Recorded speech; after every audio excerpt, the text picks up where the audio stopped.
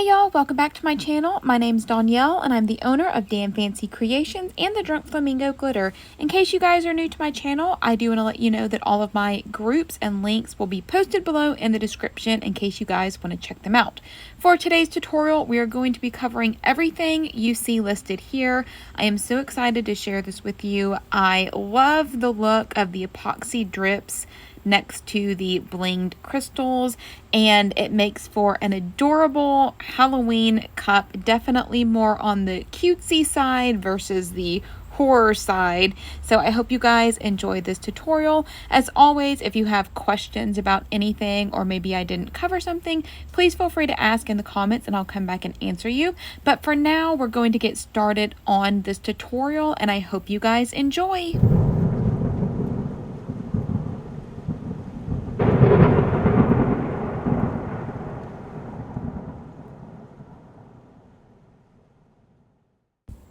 Okay guys, so the first thing I did was spray paint my base to match my crystal color. I chose Rustic Pink by Rust-Oleum. I do this so that if there are any little gaps or spaces that show between the crystals, the color will match whatever rhinestones you're using versus being a contrasting color. We also are going to go ahead and mix up our epoxy. I used equal parts of Artistry's Fast Set, and if you want to use little sprinkles, you can. I chose these from Counterculture, and I just picked out the bats and the ghost. I am also going to be using Mother of Pearl Mica, which is an iridescent pearl that I offer on thedrunkflamingo.com. I'm going to wipe my counter off really quick so that my husband doesn't know I was crafting downstairs today. And we're just going to mix up this epoxy. This is Fast Set epoxy. I did not have a problem with it flash curing. I don't have that issue with Artistry's Fast Set. If you have not used their epoxy for drips before, you may want to try it before you mix such a large container. So I'm just showing you guys kind of the progression of the thickness that this epoxy gets. I waited about 30 minutes and then my epoxy was ready to apply to my cup. I was also stirring it every 5 minutes or so. I like to test my drips on the side of my cup, and when it gets to be a very thick molasses type texture, that's when I like to apply it to my cup. This way it's thick enough to hold the shape, but it will still drip down the tumbler, but you don't have to sit and babysit it. So I like to start with applying about a 1/2 inch to 1 inch band around the top of the tumbler, and how much epoxy you add really depends on how far you want the drips to fall down your tumbler. For this particular cup, I wanted a fairly thick section at the top of the tumbler, and then I wanted my drips to kind of drip down about halfway between the top and the bottom of the cup. This way I didn't have too much of the cup to bling. A lot of it was going to be the epoxy drips. If you just want a thin line of drips, then just add a smaller band of epoxy to start with.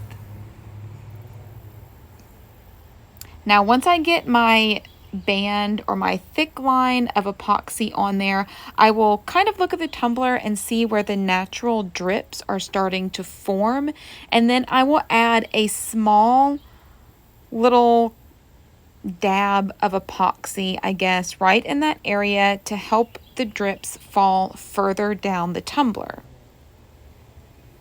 So you guys can see I'm just kind of picking little spots, and we're just adding a small drop at a time. You can always go back and add a little more if you want to, but you don't want to put too much on there and then have your drips falling off the tumbler.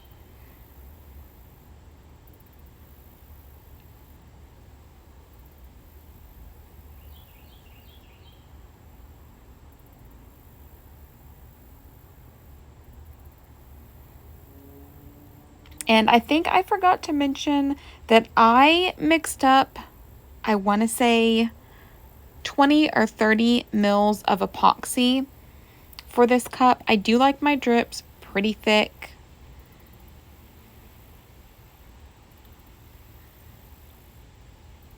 And I knew I wanted a thicker band than I normally would do on tumblers. So I wanted to make sure I had plenty of epoxy to work with.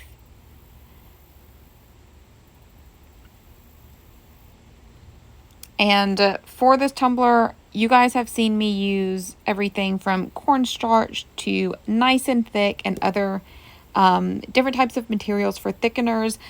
My favorite way to do drips is honestly just to let the epoxy thicken on its own. I feel I get the best drips this way.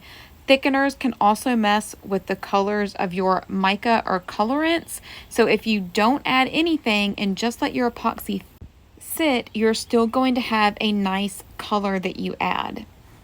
Now, once all my drips are on there and I'm pretty happy with it, I will torch the side. This will help pop any bubbles that are in the drips, and it will help to kind of smooth everything out. If you want your drips to fall further down your tumbler, this is also a good way to just heat up that epoxy a little bit and help the drips fall a little bit further down the cup.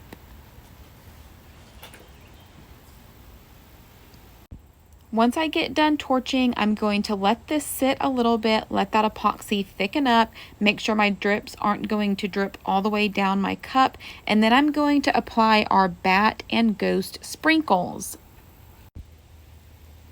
So this epoxy has sat for maybe 20 minutes or so. You guys can see how I have a nice drip action going on. I have a nice thick band at the top. I like to use my crystal katana that you would use for rhinestones, but it comes in handy when you want to apply your sprinkles.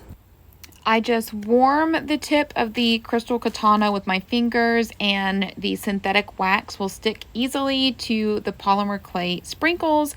When I was filming, my iPad did shut off, so I did not actually film myself applying these sprinkles, but basically what I do is attach the little polymer clay sprinkle and stick it onto the epoxy when it's still tacky.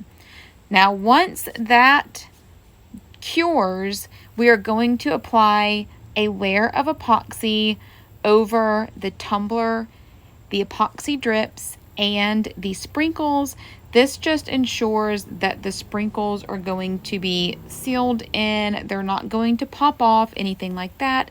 It also gives a nice smooth base for when we go to apply our crystals. I am using Artistry's 1-to-1 fast set again. If you guys have not tried their epoxy, I definitely suggest it. I do have a link and discount code in the description if you guys want to check them out. And I do want to point out that I did pop the bottom off of this tumbler. I did not film myself doing that, but I will link a video now in case you guys need to see how to pop the bottom off of the Steel Magnolia tumblers.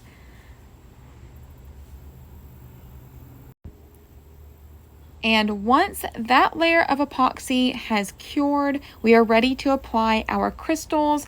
I am using Vintage Blush. It is a custom mix that I offered on the Drunk Flamingo. It was a very limited mix. I am trying to get some more of these colors in so I can make some more of this mix, but even 2 years later, COVID is still causing delays, and the factory that I order from is currently shut down. But as soon as it opens back up, I am going to order some more and make some more of this gorgeous mix for you guys. So I'm going to start by applying a little bit of my adhesive. I like to start around the drips or along any edges on the tumbler. My favorite adhesive to use for a tumbler is Liquid Fusion. I use Liquid Fusion for the majority of my crystal applications. There are very few materials that will not work with Liquid Fusion. Just by trial and error, you kind of had to see what works best. But anything that is a non-porous surface, like tumblers, liquid fusion works great on. So I am just starting by outlining all of the drips, and I am applying my crystals. The vintage blush mix I am using is a mix of SS12 through SS20 stones. And I am applying my stones in the scatter method. The scatter method is my method of choice, mainly because you don't have to be so perfect with it. If I try to apply crystals in a straight row, they would drive me crazy trying to get everything so perfect. Or even the honeycomb method, it is not my favorite. My favorite has always been the scatter method, unless I know the tumbler is 100% straight. But even still, I just prefer the look of the scatter method. I like the look of the different sized stones. I think it just gives a little bit more visual interest. All right, I am going to speed this up just a little bit so you guys can still see what I'm doing, but we're not going to take an hour just watching me bling a 3-inch section. I just want to show you guys the basic steps, what sections I do first, next, and last. So once I get my drips outlined, we're going to do the bottom of the cup. So to do the bottom of the tumbler, or the bottom rim of the tumbler, I should say, I am just applying a small line of my adhesive. And I will also say that how much adhesive you apply to your tumbler really depends on how quickly you work. I have been blinging since before I started tumblers. Blinged items were actually the first items that I sold for profit, so I can bling pretty quickly. It's very easy for me to just like pick up a crystal and stick it, pick up a crystal and stick it. But if you're somebody that really likes to take your time and see, where you can fit crystals in, I would start with a smaller amount of adhesive. So I'm basically just applying one line of crystals around the bottom rim of my cup. Then we're going in with a second line. And I do this to make sure that the bottom of my tumbler, the bottom rim of my tumbler, is going to be nice and straight. We're not going to have any wonky lines or crystals that look out of place. And once I have the bottom rim of the tumbler finished, I work my way to the center of the tumbler. So I basically start from one end, then I start on the second end, and I work my way to the center and help those crystals all fit together. If I worked my way from top to bottom, you would probably have crystals that looked out of place at the very bottom of the cup. They wouldn't fit together as nicely.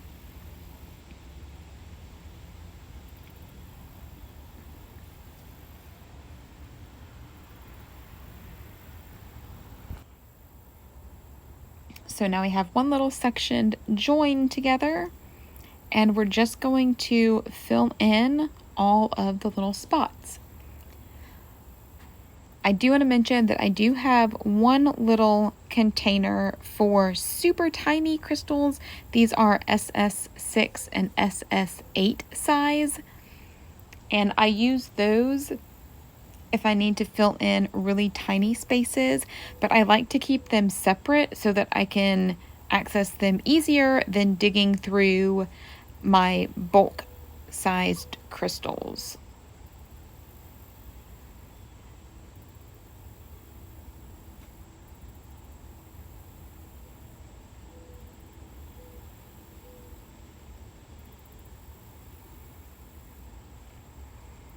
So now the majority of our cup is finished and it looks so good. So this is my last little section that I have to do. I am just going to leave this super sped up, and I'm just going to show you guys how I do one full section from start to finish. If you guys think you have the hang of it, you can definitely skip to the last section where I show you guys how we're going to do our glitter butt. But I know several of you guys are visual learners. You like for me to show you how I do things a couple different times if I can. So this is for you guys. We're going to start with blinging around the drips. This ensures that the lines around the drips are going to be nice. I also use different sizes around the drips so it blends nicely with the rest of the crystals. It would look kind of funny if you had all SS3 around the drips or SS20 all around the drips, and then the rest of the cup was all different sizes. We want to make sure we're still keeping that mixed size use throughout the tumbler. So I'm just alternating SS16, SS20, SS8.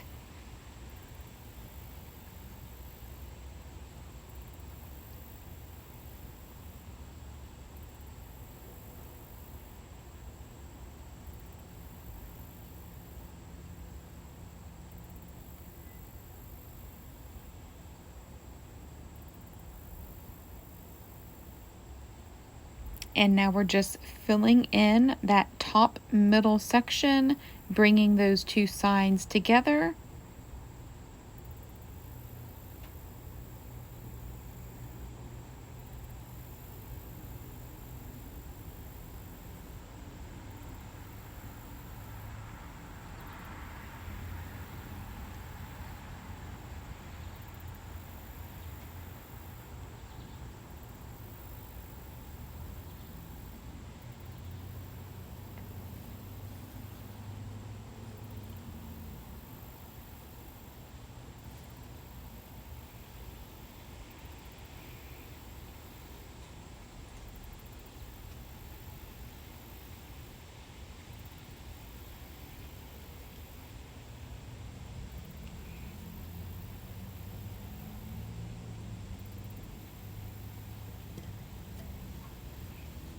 And now we're going to go ahead and do the bottom rim. So that way we have a perfectly straight line all the way around the bottom of our cup. Everything looks nice and blended together. And probably the number one most asked question about rhinestones is, do you epoxy over them? And the answer is no. If you epoxy over the rhinestones, they are going to lose their sparkle. All of the rhinestones get their sparkle from light reflecting off of the facets that's on the crystals. And if you cover that with epoxy, the facets won't have access to the light because they will be covered. It will just look like a flat, round rhinestone, basically. A good way to tell what rhinestones would look like under epoxy is if you put a tumbler in a bucket of water or in a pool, you will see how the crystals kind of lose their sparkle. They still look like rhinestones, but they're not sparkly. So never epoxy over your rhinestones. The adhesive that we use is strong enough to keep everything held on.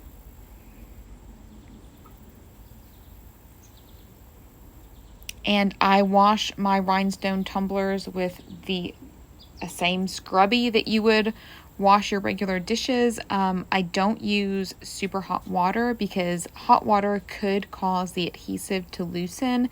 Don't soak them in water. They do have to be taken care of, but washing with cool water and soap is not going to affect the durability of the stones.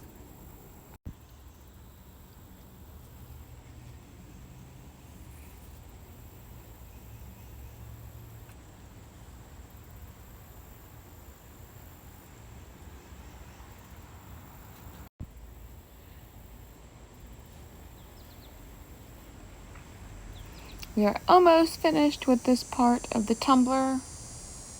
And then we will be ready to do our glitter butt.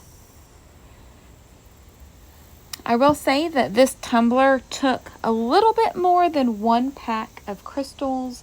I used 1 full pack of the vintage blush, and I used maybe 1/4 a pack of SS16 light rose pink crystals. Maybe not quite that much. And I don't think my vintage blush was a full pack. That's why it was kept, because I didn't have quite enough for a full pack to sell.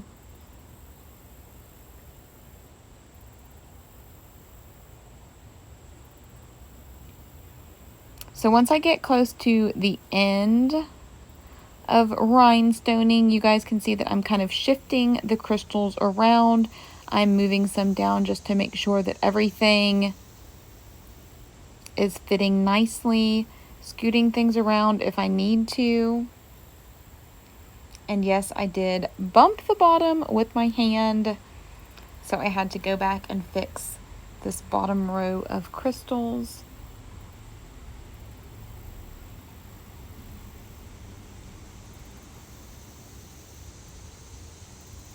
But luckily the adhesive was still wet enough for me to kind of shift stuff around.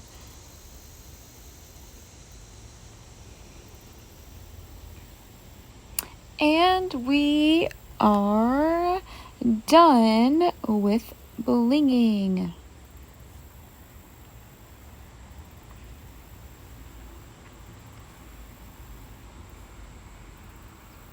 So I'm just shifting things around, just make sure there are no spaces in between anything.